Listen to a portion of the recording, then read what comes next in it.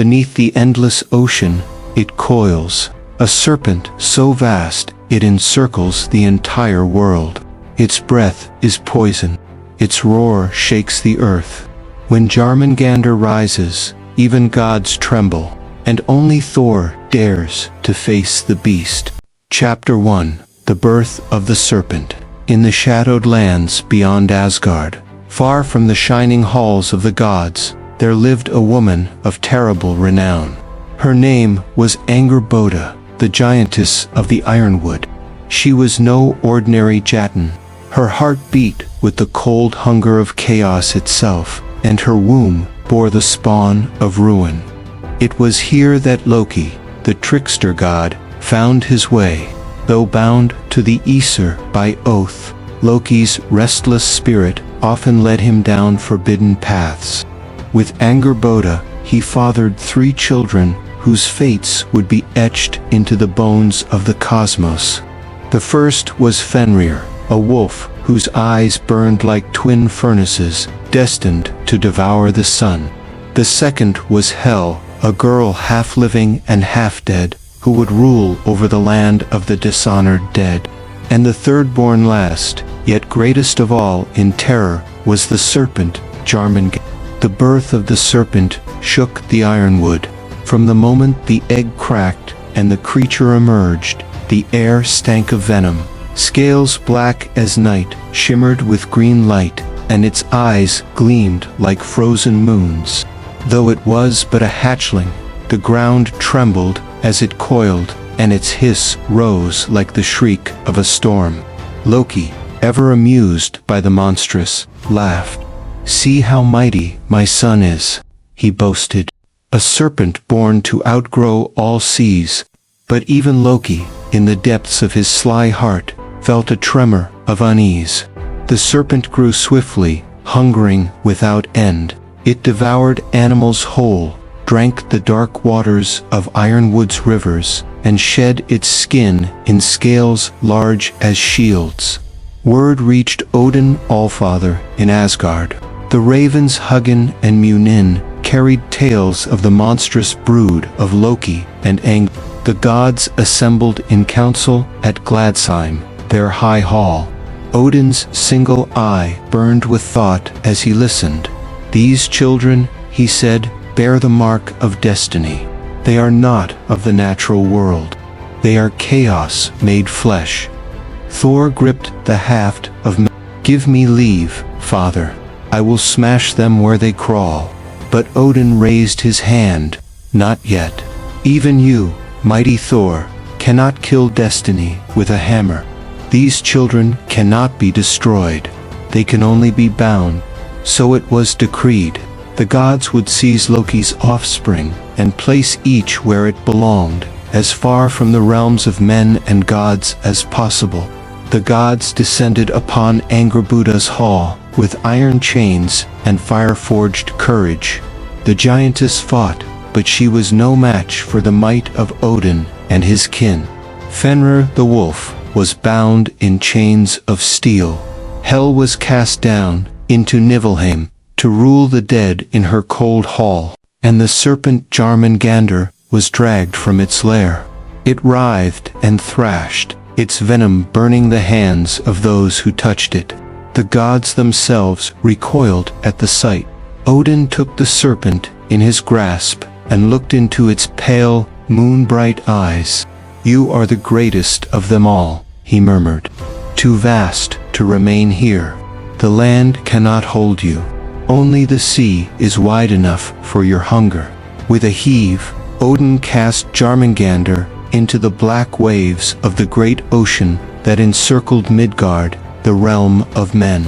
The serpent vanished beneath the waters with a hiss that echoed across the 9 realms. The sea frothed and boiled where it sank, and storms lashed the shores for days thereafter. At first, men thought it drowned, but in time, whispers grew.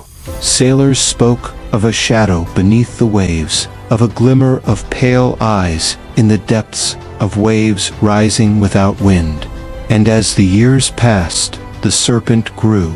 It fed on whales, on leviathans, on creatures no man had ever seen. It grew until its coils brushed every corner of the ocean. It grew until its body encircled Midgard itself. And it would not stop. The people of Midgard called it the Midgard Serpent. The gods called it Jörmungandr, the great beast of Loki's blood. And the Norns, who weave the fate of all things, whispered a prophecy. When the serpent releases its tail, Ragnarok will come.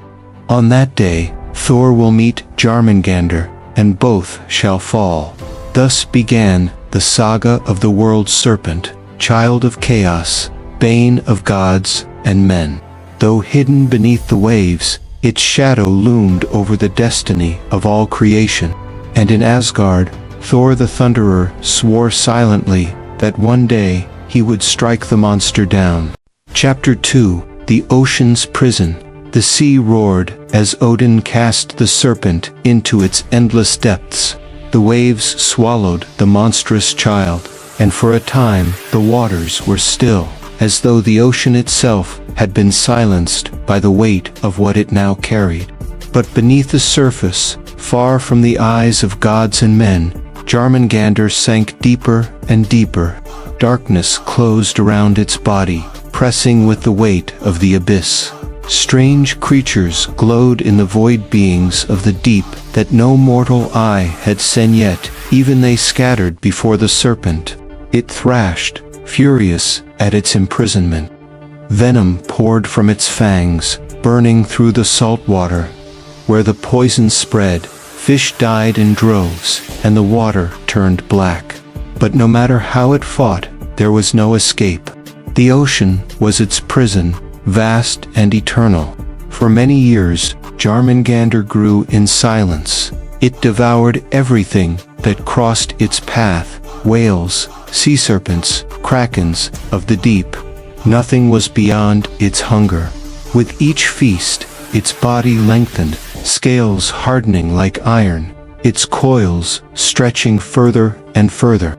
At first, it filled the trenches of the sea. Then, as centuries passed, it circled the mountains beneath the waves. And still it grew, until, at last, the serpent's body became so vast that it encircled the whole of Midgard itself. From east to west, north to south, its coils wound around the realm of men like a girdle of shadow. And when its body had no more room to grow, it did the only thing left. It took its own tail between its jaws. Thus, Jörmungandr bit into itself, creating the eternal circle. It held its tail not out of hunger, but to contain its own might, lest it break free and shatter the world before its time. Far above the sea, the gods looked down from Asgard with unease. "See how vast it has grown," said Heimdall, whose eyes could pierce the 9 realms. "The seas are restless. The fishermen of Midgard speak of waves that rise without storm, of shadows longer than mountains." Thor's hand tightened around me. His hatred for the serpent burned like fire. It should have been slain when it was small. Now it festers beneath us, a venomous worm coiled around Midgard. Do you not see, Father? It is waiting for its time to strike. Odin stood silent, his single eye fixed upon the horizon. The ravens Hugin and Munin perched upon his shoulders, whispering the threads of fate. "The Norns have spoken," Odin said at last. "The serpent's destiny is bound to our own. We cannot kill it now. Its death lies at Ragnarok, and in that hour Thor shall face it." Thor scowled but said no more, yet in his heart he swore a vow. When the chance came, he would find the serpent and crush its skull, prophecy or no. Meanwhile, Jörmungandr slumbered in its watery coil. Yet even in sleep, its power reached across the realms. Storms battered the coasts of Midgard. Entire villages vanished beneath towering waves. Sailors whispered prayers before setting out to sea, calling on Thor for protection against the monster below. They carved runes upon their ships, painted eyes upon the prows to ward off the serpent's gaze. Still, many did not return. The serpent's presence poisoned not only the seas, but the minds of men. Fear grew like a plague. To the people of Midgard, the ocean became a place of death, its depths haunted by a monster that could not be seen but was always felt. And in their fear, they gave it names. The World Serpent, the poison of the seas. Yet Jörmungandr was not mindless. Deep in the abyss, it began to dream. It dreamed of the surface, of the warmth of the sun it had never seen. It dreamed of thunder, and of the warrior who would one day face it. For even the serpent, born of chaos, felt the pull of fate. It knew the name of its enemy. It whispered into the dark, Thor, and in distant Asgard, Thor awoke from his sleep with a start, his dreams filled with coils of darkness and venom. The ocean was its prison, yes, but it was also its kingdom. The serpent ruled the depths, unchecked by gods or men. It had no chains but its own body, and in that circle it waited, patient as the grave. The world above thought it forgotten, but Jörmungandr was no mere beast. It was a force of nature, a living doom biding its time. And the Norns' prophecy lingered in the air like the tolling of a distant bell. When the serpent releases its tail, the end will begin. The oceans will rise, the skies will fall, and Thor shall meet the World Serpent in battle. On that day, both shall perish, and the 9 realms shall tremble. Until that day, Jörmungandr slept, silent and vast, a circle of shadow beneath the waves. But fate was stirring, and soon, Thor's path would cross the serpent's at last. Chapter 3: The Whisper of Prophecy. Night fell soft upon Asgard, but no one slept easily. In the high hall, lamplight flickered like anxious birds, and Odin's ravens circled the eaves, unsettled by currents only they could taste. Far below, Midgard's coasts hissed with winter waves, and out beyond the skerries, something vast turned in dreamless dark. The world pretended stillness, fate did not. The whisper began, as all true prophecies do, not as a shout from heaven, but as a rumor in the grain of things. It ran the threads of spiderwebs and plucked frost from the air. It stirred the water in the well before it troubled the lips of the seer. At the root of Yggdrasil, where the ashes' pale veins drank from Ur's. Well, the Norns bent over their loom. Traced the past with a finger darkened by memory. Burgundy laid the present like a blade. Skuld gathered the future close and would not show it. Between them, the shuttle clicked.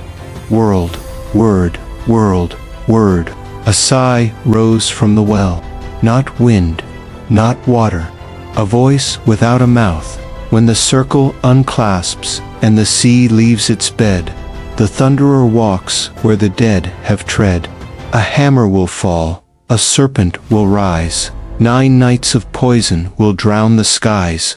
When tail releases tooth, then doom is born.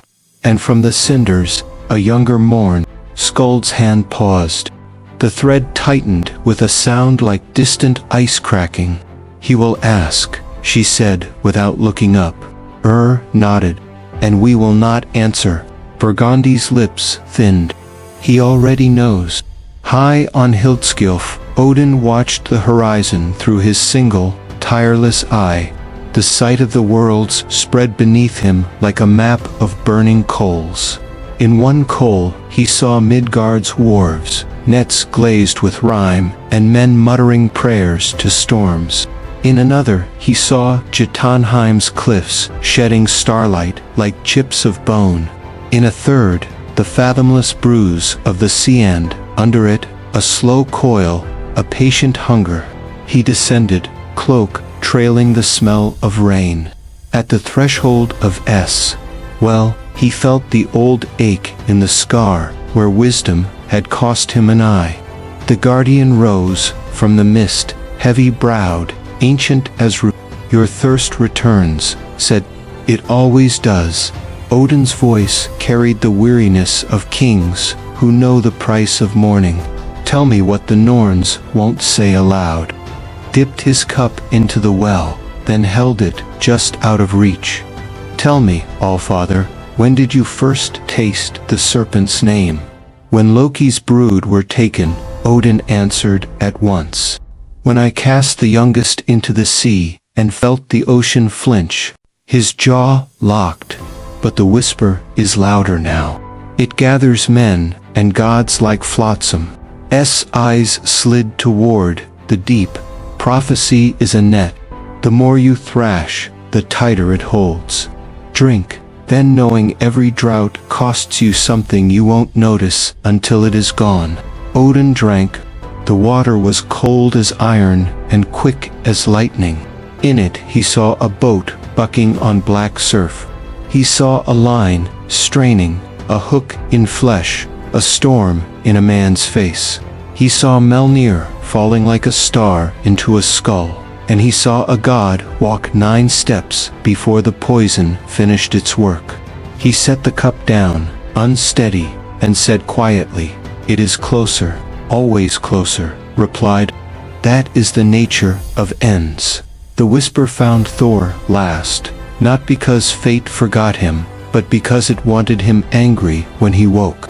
A dream gnawed at his ribs, a vast curve of shadow under green-black water, a single pallid eye turning like the moon behind storm glass. He reached for Mjolnir and struck, but the blow splashed harmlessly on the skin of the sea.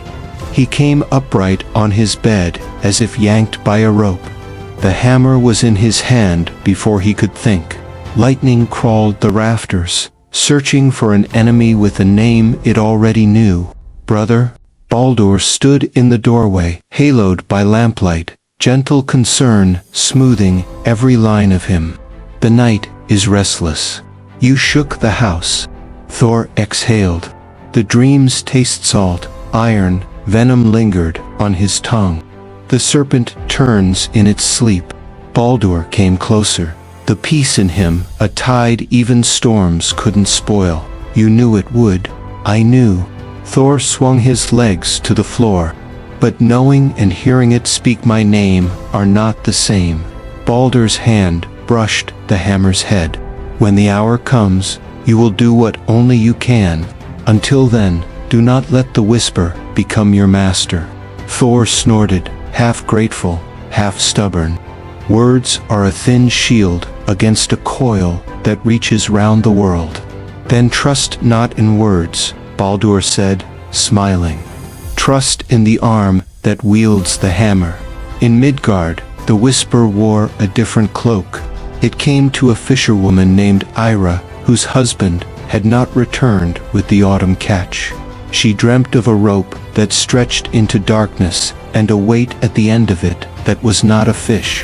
When she woke, she went to the shore and found in the rack a scale the size of a shield, green-black and rimed with salt. She carried it to the village seer, an old woman with nets for hair. The seer touched the scale, then snatched her hand away as if burned. "Throw it back," she hissed. "What is it?" Ira whispered. "The skin of a thought the world is trying not to have," the seer said. "Throw it back before it learns your name." Ira did, but not before the whisper went through her like a draft through a shutter. That night, she sat with her child and told him a story about a snake so big it could measure the world. And he fell asleep smiling, because children understand circles better than endings. In Jotunheim, even the giants heard it. In a hall carved from an icefall, a frost elder tilted his head and said, "The sea is speaking." "To us?" a warrior asked, skeptical. "To anything that will listen," the elder said. His old eyes glittered like hoarfrost. When the gods are uneasy, the world grows articulate. It babbles to rocks, to birds, to those who care for nothing but their own hunger. He smiled, showing teeth like broken icicles. We should sharpen our spears. No reason, just habit. The whisper climbed Bifrost and snagged on Heimdall's ears. He straightened, hand tightening on the horn that would one day ruin the sky's quiet. Not today, he told it. You are early. But the whisper does not understand clocks. It only knows direction. Frigg sat with her loom and found the threads faulting. It catches everywhere, she said, frowning. Like burrs in wool, Odin stood in the doorway, heavy with the silence that follows costly knowledge. It will catch on our sons. On which? Frigg asked, too quickly. Odin's mouth closed. He had no answer she would accept without rage or grief, so he said nothing at all, which is both the bravest and most cowardly of answers. By dawn, the whisper had become a sentence anyone could hear if they stood very still and allowed the fear to pass through them without lodging. Hammer and serpent, bound by a bell. One will fall, and one as well. It was not good poetry. Prophecy rarely is. But it stuck to bone. Thor came to the training yard before sunrise and shattered 3 boulders with Mjolnir just to watch something break that wasn't himself. Thor found him there, the stump of his lost hand wrapped in leather. You heard it, Thor said. Thor grunted. I heard enough. Then listen to more. Thor took his measure like a smith reading steel. Your enemy is patient. Be more patient than your enemy.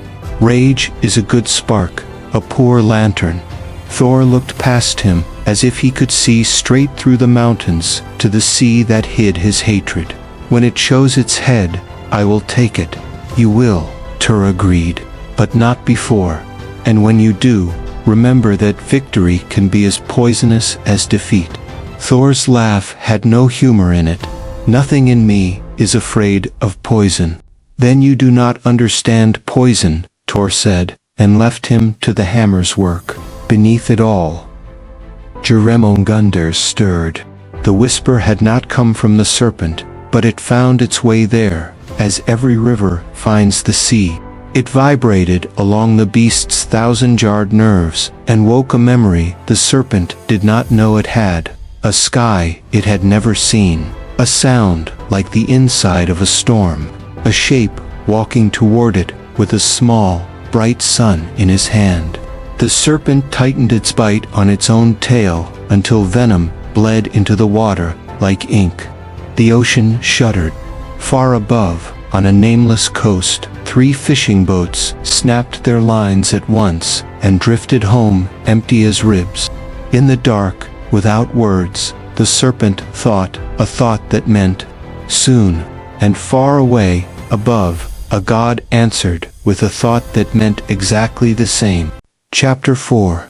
The Growth of Fear. The year turned, and with it the weather forgot itself. Winter arrived too early on some coasts and not at all on others. Nets came up torn as if chewed by teeth too wide for any jaw, men knew. Whales beached themselves in herds, bellies swollen and eyes milk blue, as if something in the deep had looked at them too long. On clear nights, fishermen on Midgard's outer isles swore they saw a pale crescent moving beneath moonlit water, no moon at all, only a coil catching light and then swallowing it again. Word traveled faster than ships. In mead halls and market squares, the tale gained weight like an anchor. The World Serpent had grown restless. Mothers quieted children with the sign of Thor's hammer.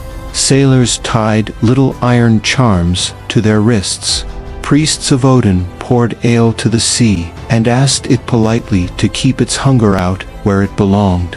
Ira, who had once held a serpent scale the size of a shield, learned to listen to the tide with her whole body. The old seer, in her village, told her to move her nets upriver for a season. When the sea thinks too loudly, the crone said, you do not argue with it. You leave the room. But not everyone left. Some men took pride in sailing farther than sense. They came back with stories and eyes that didn't blink enough. The water is crowded, one said, and could not say with what.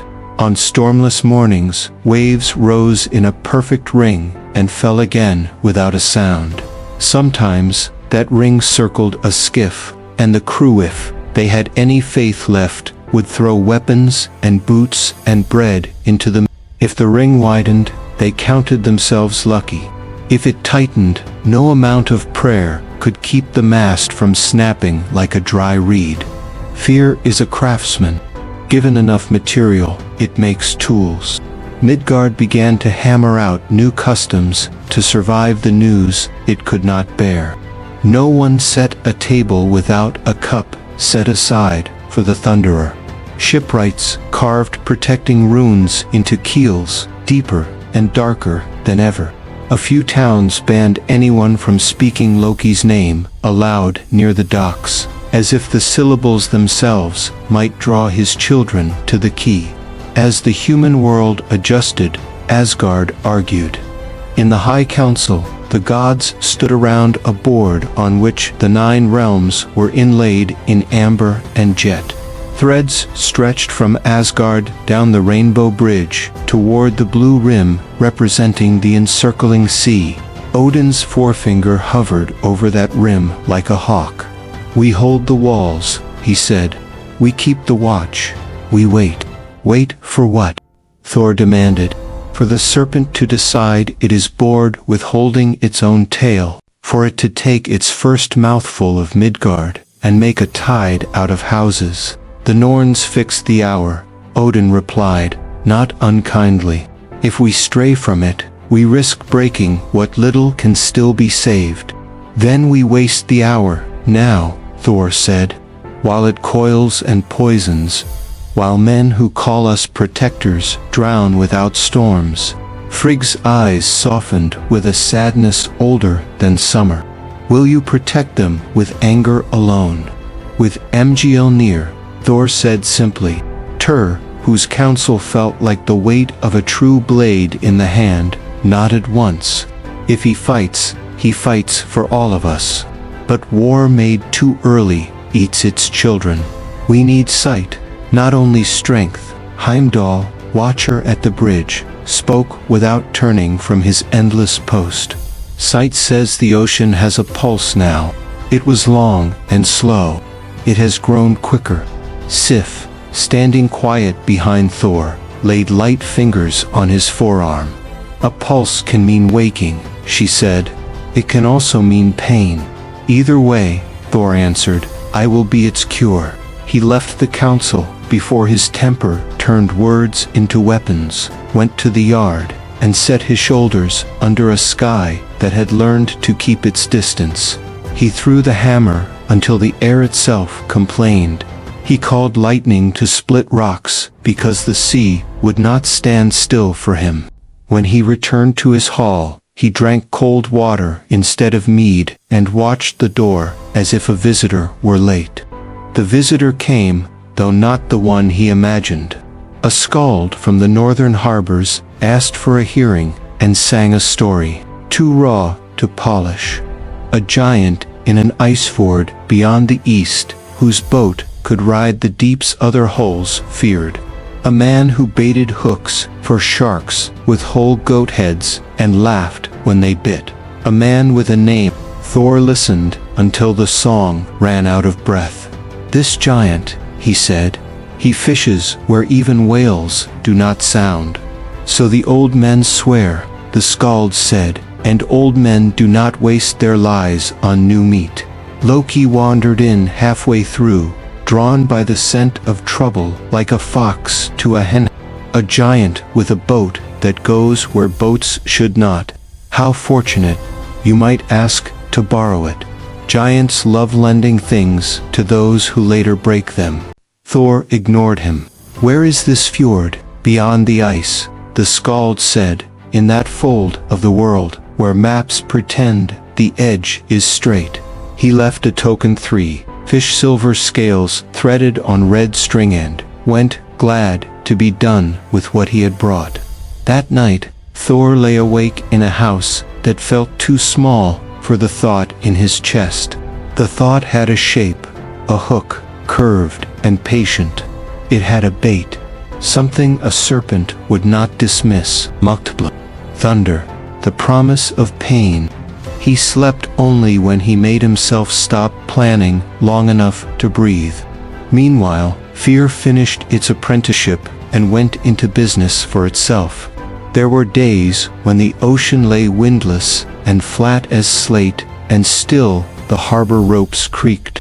Cattle grazed green meadows, and then startled, as if a shadow had passed overhead, though no cloud marked the sun. A ship's boy out of Ira's village fell into a doze on watch and dreamed a dream with the sound turned off, a circle becoming a line becoming a scream. In halls colder than snow, the giants sharpened their reasons for hating the sky. The Aesir fret, one said, delighted. When the high grow nervous, the low grow free. Do not confuse shaking with falling, their elder replied. Even a mountain trembles before it gives way. In Niflheim hell received more drowned than she expected in a year without storms. She counted them with a collector's precision and frowned. Not mine yet, she murmured. Not like this. In the deep, Jörmungandr dreamed the shape of the coast, as a lover dreams the line of a shoulder. Twice, it slackened its bite on its own tail. Twice, something old and colder than winter told it, not yet. Sometimes even chaos can be patient when patience terrifies more. The gods could feel the patience fraying. Odin climbed again to Hlidskjalf and used his eye for what it was worth. He saw king's men drilling on wet fields and mothers packing winter stores early. He saw Thor's restlessness burn through practiced dummies like a slow fire through a dry forest. He saw Loki sitting on the edge of the great table, kicking his heels like a boy and carving a tiny fish on the wood with a stolen nail. Say it, Odin told him. Loki looked up, smile easy as a lie that has learned to be true. Say what? The thing you came to say as soon as the Skaldis song reached your ears. Loki waited a heartbeat long enough to be theatrical. If you cannot stand to wait for doom to knock, knock on doom's door instead. Take a boat that floats where the old water darkens. Bait a hook a god would notice, and see whether the world prefers to stay a circle once you tug. And if the tug is the signal the Norns meant to give later, Odin asked, then later becomes now. Is now so much worse? Loki's eyes turned thoughtful, which was always the most dangerous thing about him. You cannot let fear grow fat. It eats strategy first. When Loki had gone, Odin sat alone with the map and his silence. Afterwards he did something he rarely did. He went to Frigg and asked for comfort he would not name. She gave it in the only coin that never loses value, time that might have been used for anything else, used only to stand beside him and breathe. By the next morning, Thor had chosen. He went to the dwarves and asked for a hook no mortal ox could bend. They offered him 6. He chose the ugliest. He went to the herds and laid his hand on a broad brown skull, thanked the animal for its life, and took what he needed. He sent word through paths only gods use that he was coming to the edge of the east to speak with a giant who owned a boat that had learned not to be afraid of depth. Sif walked with him as far as the bridge. Bring your rage, she said, but leash it. A leash is not a cage. It is a hand on a collar that keeps you from running off a cliff because the view is good. He kissed her brow and did not promise what he could not. If the cliff comes to me, I will step where the stone is thickest. Heimdall opened before. Colors leaped like fish. Thor and his small companion with his steady gaze, Loki with his walking grin stepped onto a road that makes distance ashamed of itself. Behind them, Asgard held its breath. Before them, the air smelled of salt and iron, and a beginning too sharp to touch. On Midgard's far coast, Hera stood with her child and watched a strange light ribbon the sky. "What is it?" the boy asked, eyes wide. "Trouble," she said honestly. "And hope." Out beyond the skerries, something rolled in the deep and settled again. The ring of water tightened around nothing at all, then loosened. The sea, like a chest, rose and fell. Fear had grown, as it always does, by small increments until it filled the room. Now someone had opened a door. Chapter 5, Thor's First Encounter. The journey eastward tested even the strength of the Thunderer. Though Bifrost carried them swiftly across the realms, the air at the end of the bridge grew thick with mist, heavy with the smell of brine. The rainbow light dimmed, and Thor, Tur, and Loki stepped onto a jagged shoreline where mountains of ice rose like broken teeth from the sea. The giant's hall stood not far inland, a fortress of stone, dark and rough, built against the cliffs. The winds whistled through cracks, as though the house itself was forever sighing.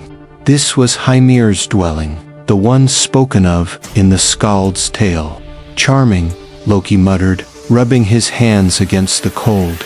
"Only giants would think to build a home where even the sun refuses to linger." Thor ignored him, hammer in hand, and approached the massive wooden doors. He struck once, and the sound carried like thunder across the door creaked open, and there stood Hymir himself, tall as the cliffs, beard of frost, and eyes as pale as winter's moon. He glared down at the gods, as though already weary of their presence. "Who dares knock at my hall?" Hymir's voice rolled like an avalanche. "It is I, Thor Odinson," the Thunderer declared, standing tall. "I come seeking your boat. I would fish in the deepest waters where no mortal dares sail." Hymir scowled, his lips curling into something between amusement and disdain. "You would fish in my seas, Thunder God. Few can stomach the depths where I cast my lines. What bait would you bring that could stir the monsters below?" Thor's eyes burned with resolve. He lifted the ox head he had taken from Asgard's herd, its horns gleaming even in the dim light. "This shall be my bait, strong enough for the greatest beast that slumbers beneath your waves." At the sight of the ox head, Hymir's brow furrowed. He knew well what Thor intended, for whispers of the World Serpent's restlessness had reached even his hall. "Foolish god," the giant growled, "you would wake the coil that circles the world itself.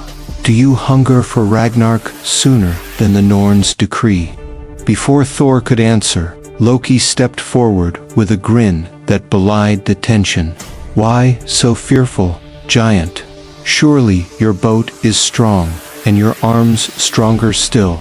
If Thor cannot master the seas, then perhaps you can, unless the tales of Hymir's courage are nothing more than smoke." Hymir's eyes narrowed, and for a moment the hall trembled with his anger. Giants despised mockery, and Loki's words were poisoned barbs. Yet pride is the snare of all beings, mortal or divine. Hymir's chest swelled, and at last he bellowed, "Very well. If it is madness you seek, then madness you shall have. At dawn, we sail." That night, Thor and his companions were given a place by the fire, though the heat did little to soften the chill of the hall. Tyr sat silently, sharpening his blade, while Loki whispered sly jests to himself. Thor alone stared into the flames, his mind consumed by a single vision. Mjolnir crashing against scales vast as mountains, lightning striking across a serpent that coiled around the world. When dawn came, the fjord was blanketed in fog, and the sea was black as spilled ink. Hymir's boat waited at the water's edge, a massive vessel carved from pine and reinforced with the bones of sea beasts.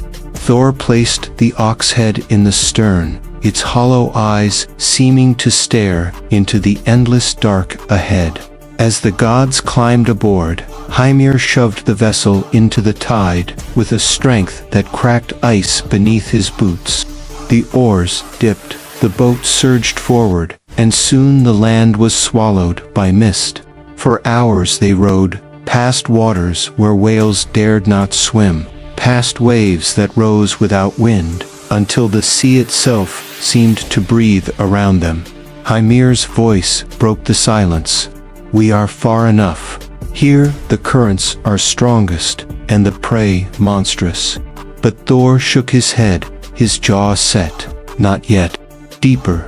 Hymir frowned but rowed on, his pride unwilling to show weakness before the thunderer. The fog thickened, the air pressed heavy on their chests, and even Loki's tongue grew still.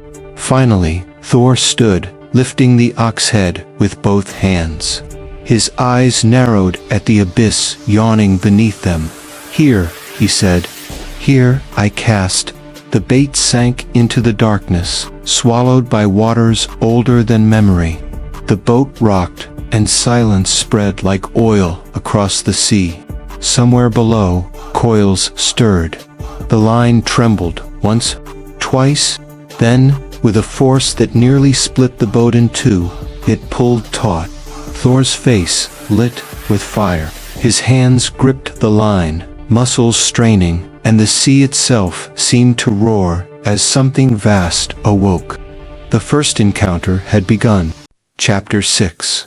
The Serpent's First Strike. The sea lay unnervingly still, a vast sheet of iron under the pale northern sky. Sailors whispered to one another, their eyes darting toward the horizon, where something massive shifted beneath the waves. Word had spread quickly through Midgard. The great serpent Jörmungandr had stirred, no longer content to slumber at the ocean's edge. For centuries, he had grown in silence, his immense body coiling through the abyssal trenches, feeding on whales, leviathans, and things too ancient to name. But now, for the first time, his presence was felt above the surface. Entire fishing villages were swallowed by sudden whirlpools. Storms erupted without warning, dragging ships into watery graves. The people called it the Serpent's First Strike. Thor stood at the cliffs of Asgard, Mjolnir in hand, staring out at the vast sea. His jaw tightened. He had heard the cries of mortals carried by the winds, their prayers for protection. His blood boiled with anger. "It begins," he muttered. "Loki's spawn will not rest until all 9 realms tremble." Odin appeared beside him, his one eye fixed upon the horizon. The Allfather's face was carved with unease, though he rarely showed it. The Midgard serpent was prophesied to rise before the end, he said, his voice low. "This is only the beginning. When Jörmungandr moves, the world shakes. And when he lifts his head above the waves, Ragnarok will follow." Thor clenched his hammer tighter, longing to strike. But Odin raised a hand. "Do not be reckless, son. The time is not yet right.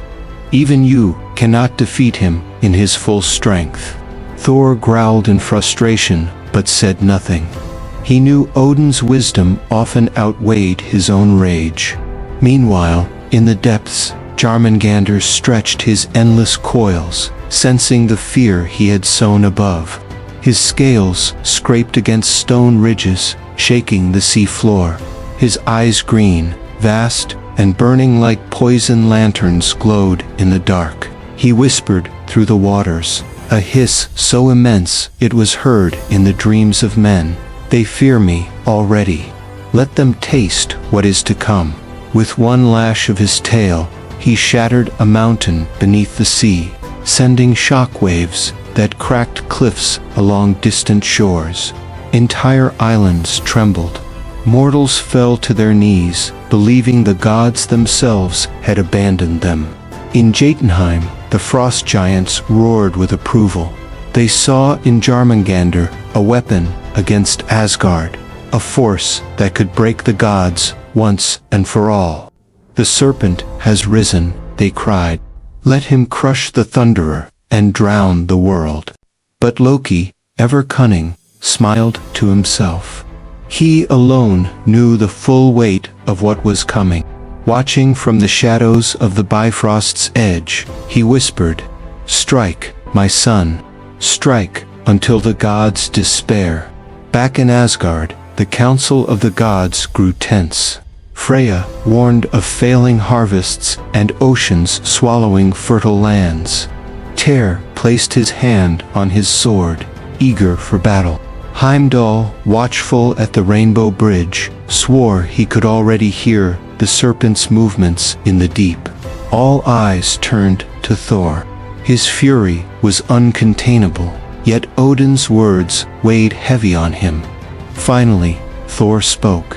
"If Jörmungandr dares to strike Midgard, then let Midgard see that it is not alone. Let the people know the hammer will answer." And with that, he raised Mjolnir to the sky, calling thunder that cracked the clouds, as if promising the serpent a battle that would one day shake the ends of the world. But deep below, Jörmungandr only coiled tighter, waiting. His first strike had been but a whisper of his true wrath. The storm was coming. Chapter 7: The Sea of Death. The first true storm came without warning. On the western coast of Midgard, the sea boiled as if some unseen hand churned its depths. Waves taller than mountains surged forward, smashing against the cliffs, tearing entire villages from their roots. Fishermen screamed as their ships splintered into kindling. Mothers clutched their children as the black tide devoured the shore. When dawn broke, there was no dawn, only a gray, sunless sky and the stench of death. Corpses floated in the surf. Broken beams and shattered oars littered the beaches. Survivors whispered a single name in terror. Thor descended from the skies, Mjolnir crackling in his grip. His heart pounded with rage as he waded through the wreckage. He lifted the body of a fallen child from the water, his face carved with grief. "This is his doing," Thor spat. "The serpent tests us. He mocks me." Behind him, Sif placed a hand on his shoulder. Her voice was soft but steady. "Thor, you cannot fight grief with rage alone. If you charge into the sea now, he will drag you down before the battle even begins." Thor shook her hand away, lightning sparking from his eyes. "Then let him drag me. Better to fall in battle than to watch Midgard drown." Far out at sea, the serpent stirred again. His head broke the surface for the first time in centuries. Enormous as a mountain, his scales glistened like oil, black and green with venom. His fangs curved like towers, dripping poison that hissed as it struck the waves. From his maw came a roar so deep, it shattered icebergs and sent shockwaves echoing across the realms. Even in Asgard, the golden halls trembled. Odin rose from his throne, grim and silent. The World Serpent reveals himself at last. Back in Midgard, the storm only grew worse. Jörmungandr's breath poisoned the waters, turning rivers foul and fields barren. Fish washed ashore, belly up, their scales eaten by rot. Farmers found their wells spoiled with green venom. Hunger and plague stalked the land. Mortals prayed louder, their voices carried on the wind. "Thor, save us. Odin, protect us." But the gods knew the truth. this was only the serpent's testing ground. His coils still lay mostly beneath the sea, vast enough to circle the world itself. What they had witnessed so far was only a fraction of his might. On the cliffs of Asgard, Heimdall leaned on Jallarhorn, his eyes narrowed. "I hear him now," he said, his voice like a whisper of doom. "Every movement of his coils shakes the world. If this continues, even Yggdrasil will feel his weight." Freya clenched her fists. "How long will Odin keep us waiting? How long until we strike?" The Allfather turned to them, his single eye blazing with cold fire. "Not yet. Do you not see? This is what the Norns foretold. Thor's battle with the serpent will decide more than Midgard's fate. It will decide the fate of all realms. To strike too soon is to fall into chaos unprepared." Thor, overhearing these words, stormed away in silence. His fury could not be contained forever. He swore silently, "I will not wait. The serpent will taste the hammer." Meanwhile, deep in the sea, Jörmungandr coiled tighter, venom dripping from his jaws. His voice slithered through the waters like thunder made of whispers. "Come, Thunderer. Strike me if you dare. For every blow you land, the world itself will bleed." The sea of death was only beginning to rise. Chapter 8: Thor's Oath of Vengeance. The fires of Midgard burned. Villages lay in ruin, not from sword or flame, but from the sea itself. Where once golden fields stretched toward the horizon, now there was only blackened soil slick with venom. The cries of starving children pierced even the ears of the gods. Thor stood among them, silent Mjolnir hanging at his side. Mortals gathered around him, their faces gaunt with fear.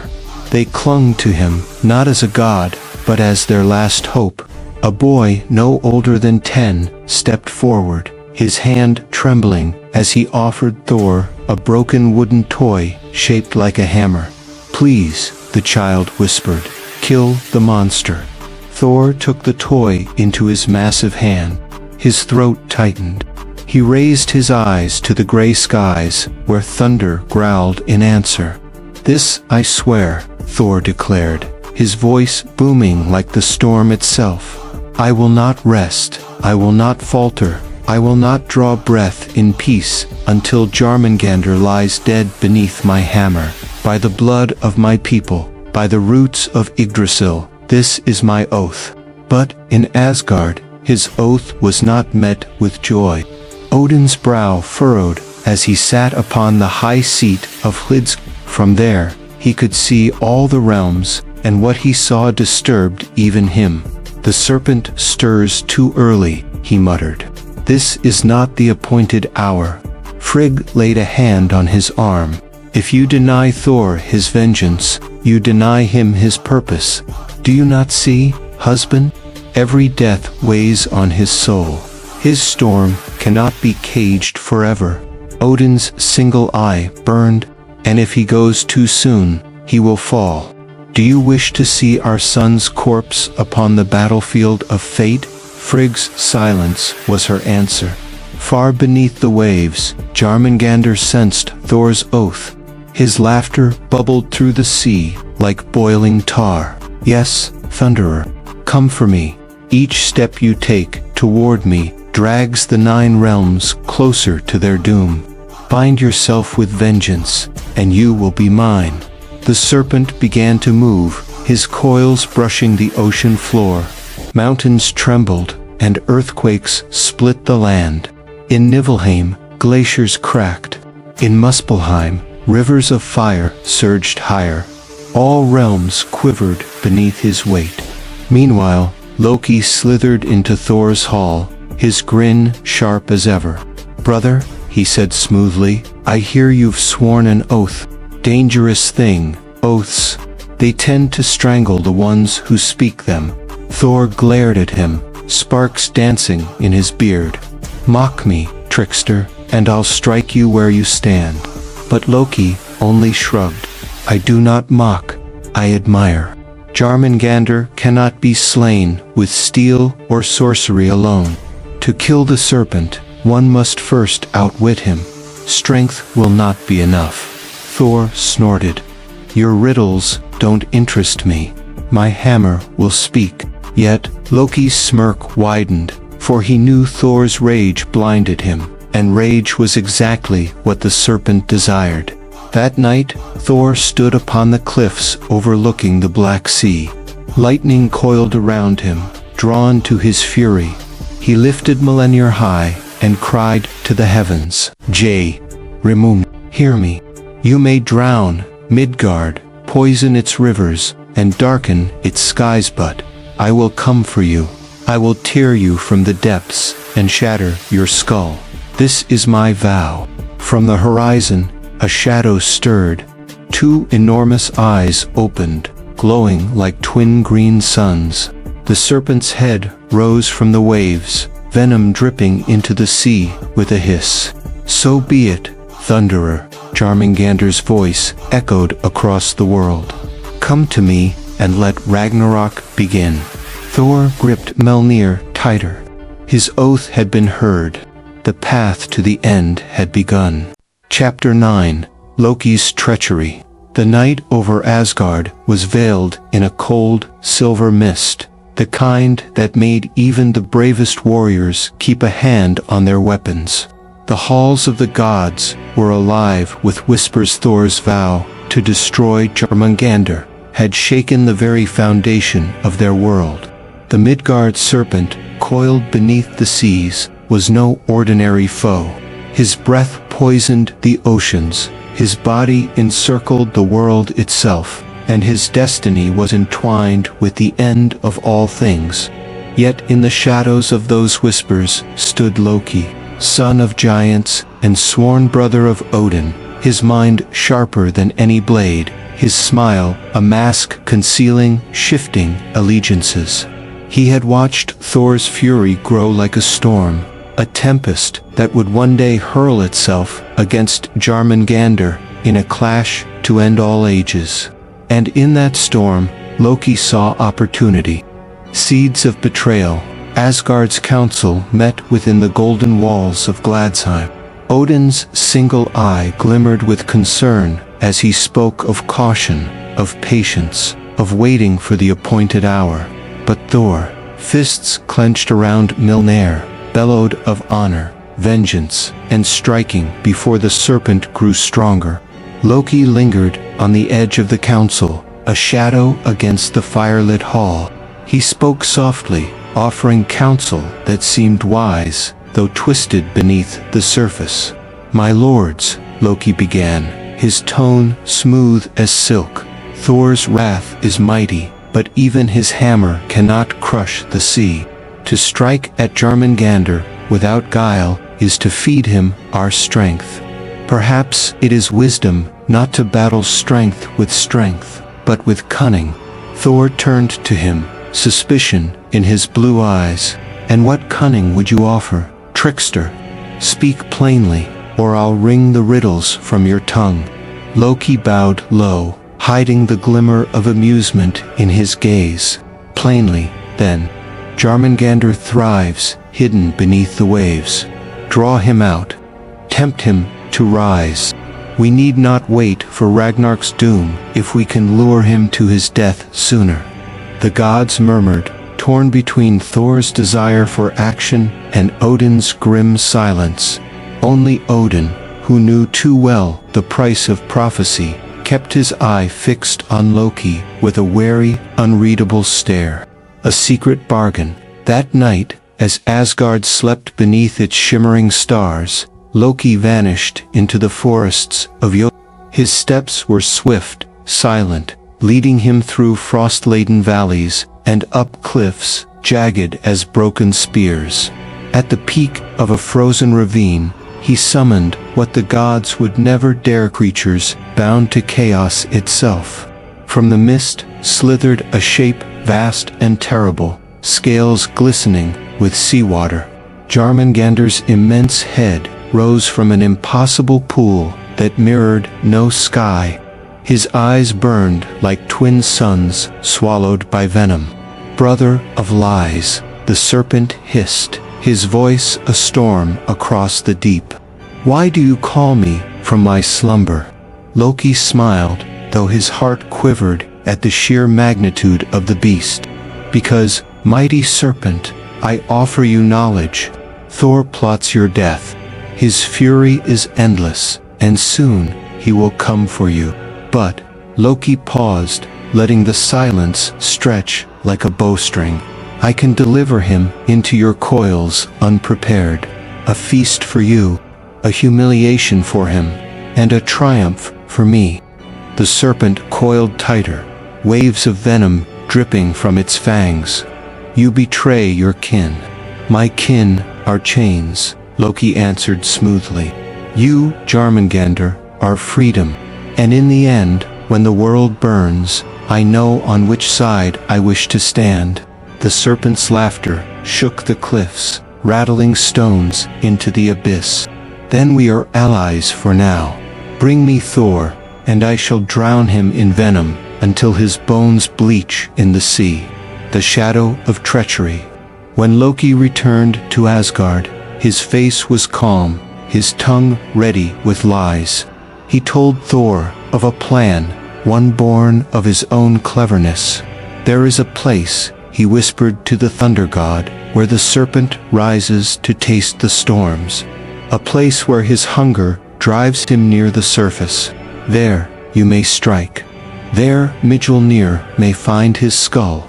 Thor's eyes burned with hope and rage alike. He grasped Loki's arm, nodding fiercely. "Then you have done one worthy thing in your life, trickster. I will end him there." But Odin, watching from the high throne, said nothing. His one eye pierced Loki's mask, and though the trickster smirked, he felt the weight of that gaze like chains upon his soul. For Odin knew, as perhaps only Odin could, that Loki's treachery was no mere whim. It was the weaving of destiny, pulling tighter the cords that would one day strangle gods and mortals alike. And so, the stage was set. Thor, eager for battle, unaware he walked into a snare. Loki, smiling at the storm he had conjured. And beneath the seas, Jörmungandr waited, coils trembling with anticipation for the first taste of Ragnarok's fire. Chapter 10. The Ocean's Fury. The sea stretched vast and endless before Thor, a dark mirror reflecting storm clouds that churned like restless giants. The wind howled through the sails of his ship, and waves struck the wooden hull with the fury of an army's march. Every gust of salt spray stung like needles, but Thor stood tall at the prow, Mjolnir in hand, his gaze locked upon the horizon. He could feel it, the serpent's presence. Jörmungandr stirred beneath the waves, his body so immense that even the sea itself seemed uneasy, rolling and shifting, as though the ocean's very heart trembled. Behind Thor stood Loki, hands clasped behind his back, a smile hidden in the shadow of his hood. His silver tongue had done its work. He had placed Thor upon this storm-battered stage, and soon thunder would clash against venom. The awakening of the deep. As the ship cut through the waters, the sea grew strangely still. Even the gulls, once circling high, vanished into silence. Then came the tremor, first faint, like a heartbeat in the depths, then stronger, a thunder from below. The ocean swelled, lifting the ship as though it were no more than driftwood. From the black water, scales as vast as mountain ridges broke the surface. The sky dimmed as Jörmungandr's head rose higher, higher still, his fangs gleaming like towers of ivory, his eyes blazing with venomous light. The serpent's hiss split the air like 1,000 spears scraping against stone. "Thor," he rumbled, the ocean itself echoing his voice. "You seek me before your time." Thor raised Mjolnir, lightning coursing along its handle, dancing around his arm. His roar shook the heavens. Jörmungandr, serpent of the deep, tonight you rise no more. Tonight your coils unravel. He hurled Mjolnir skyward, and lightning split the storm clouds, striking down upon the sea. The waves exploded into towers of water, casting shadows like giants across the boat. Fury unleashed. The battle began. Jörmungandr lashed out, his coils smashing against the surface, sending walls of water crashing over Thor's ship. The vessels splintered, timbers shattering like brittle bones. Yet Thor leaped onto the serpent's back, Mjolnir raised, each strike ringing like the bell of doom. Lightning met scale, and the air filled with the stench of scorched flesh. But the serpent was too vast, too ancient, too steeped in chaos. His tail whipped across the sea, knocking Thor into the waves. For a moment, the thunder god vanished beneath the frothing waters. Loki watched from the wreckage, his face unreadable. For all his cunning, even he trembled as he beheld the scale of Jörmungandr's fury. This was no beast that could be deceived or contained. This was doom incarnate. But then, the waters boiled, and Thor burst forth, carried by the lightning itself. He landed upon the serpent's skull, Mjolnir crackling with storms. "Come then," Thor roared. "Face me, as the doom of gods demands." Jörmungandr reared back, his jaws wide, venom dripping like rivers of night. The sea churned, the sky howled, and the world itself seemed to shudder at the fury unleashed between thunder and serpent. The hand of fate. As Thor struck, and Jörmungandr recoiled, Loki's heart tightened. This was not just a battle, it was prophecy unfolding. He remembered the words whispered by seers, that Thor and the serpent were bound, that neither could survive the other. And here, in this clash of storm and venom, Loki realized the truth. No matter how many lies he wove, no matter which side he chose, the end was already written. Lightning and venom collided. Thunder roared. And beneath it all, Loki whispered to himself, "So begins the unraveling." The fury of the ocean was not merely a storm, which was the first true taste of Ragnarok. Chapter 11. Venom and Thunder. The sea boiled around them as though the very world had been thrown into a cauldron of chaos. Lightning carved jagged scars across the sky. Thunder roared in endless peals, and the serpent's coils writhed through the ocean, turning waves into mountains. Thor stood upon Jörmungandr's massive skull, Mjolnir blazing with every muscle in his body strained, his jaw set in unyielding fury. He was the storm given flesh, yet even the storm felt small against the serpent's immensity. Jörmungandr hissed voice, a guttural rumble that made the ocean quiver. "Strike me, thunder god, but know that with every blow, fate tightens its grip upon you." Thor's eyes burned with fire. "I make my own fate," he bellowed. Then he leaped, bringing Mjolnir down with a force that split the waves and sent lightning racing across the horizon. The serpent roared, his scales cracking, blood and venom spraying into the churning waters. The venoms bite, but Jörmungandr was not merely a beast of muscle and scale. He was poison incarnate, the great venomous river that circled the world. From his fangs poured black rivers of toxin, each drop capable of felling armies. With a sudden snap of his colossal jaws, he lunged, sinking his fangs deep into the sea where Thor had stood a moment before. Venom hissed into the water, spreading like ink in glass, a deadly cloud that burned even the air. Thor swung Mjolnir in a wide arc, smashing it into the serpent's jaw, forcing him back. Yet droplets of venom splashed across Thor's arm, searing through his flesh. The god snarled in pain, the fire of poison battling against the fire of thunder. For the first time in ages, Thor felt his body weaken. His knees buckled, his grip trembled. Yet even as the venom burned his veins, he roared defiantly, "If your poison is death, then let me die standing, hammer in hand." Thunder's wrath. Summoning every last ounce of his divine strength, Thor raised Mjolnir high. Storm clouds cracked open, spilling the fury of the heavens upon him. Lightning coursed through his body, flooding his veins with the power of the storm, burning away the poison that sought to consume him. His hair blazed white in the stormlight, his eyes glowed like twin suns, and his roar split the sky. He became thunder itself. With one colossal strike, he drove Mjolnir into Jörmungandr's skull. The serpent shrieked, waves surging outward in tsunamis that battered distant shores. The sea itself seemed ready to split apart, unable to contain the fury of God and serpent locked in battle. Loki's realization. From the shattered remains of the ship, Loki clung to a broken mast, his sharp eyes never leaving the clash.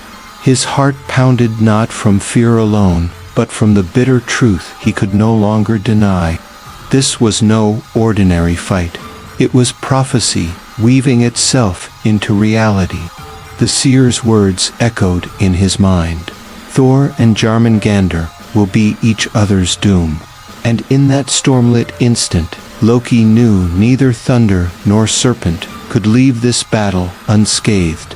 Yet still, he smiled faintly, though his chest ached. So it begins. The venom meets the thunder, and the end draws nearer. The ocean raged, lightning and venom clashing in a symphony of chaos. The battle was not yet finished, but its path was already carved into the roots of destiny. Chapter 12: The Breaking of the Sea. The sky cracked with fury as Thor and Jörmungandr faced each other for the final time. Lightning poured from the heavens, striking the endless waves. The serpent's massive body writhed in the ocean, its coils stretching farther than mortal eyes could follow. With every movement, the waters roared, as if the sea itself would tear apart under the weight of destiny. Thor stood upon the trembling ship, Mjolnir blazing in his hands. His hair, wild as the storm, whipped around his face, and his eyes burned with divine fire. He knew this was no ordinary battle, this was the prophecy fulfilled. "Come forth, beast of venom," Thor bellowed. His voice echoed across the 9 realms. Jörmungandr rose its monstrous head, towering above the waves, venom dripping from its fangs, like rivers of death. Its eyes glowed with hatred, an ancient loathing born the moment Odin had cast it into the sea. With a hiss that shook the skies, the serpent lunged. Thor met it with a strike of thunder. Mjolnir crushed through scale and bone, and lightning split the heavens. But the serpent's venom sprayed across the air, falling upon the sea like rain of poison. The water turned black, and the earth trembled beneath its touch. For hours perhaps, for an eternity they clashed. Thunder against venom, hammer against fang. The sky and sea became one battlefield of chaos. Gods and mortals alike, far away in Asgard and Midgard, trembled as they felt the echoes of the fight. At last, Thor summoned all his strength. He leaped high, every muscle burning with divine fury, and hurled Mjolnir with a roar that broke the storm itself. The hammer struck Jörmungandr between the eyes. The serpent screamed, a sound that shattered mountains, and its massive body writhed in its death throes. The sea split apart. Waves higher than mountains crashed down as the serpent's coils thrashed. The ocean turned into a graveyard of storm and venom. Finally, with one last convulsion, Jörmungandr collapsed, its body sinking into the abyss of the sea. The world fell silent. Thor stood victorious, but as he looked upon the poisoned waves, his breath grew heavy. Venom seeped into his body, crawling through his veins like fire. He staggered, still holding Mjolnir, his triumph bitter with the weight of prophecy.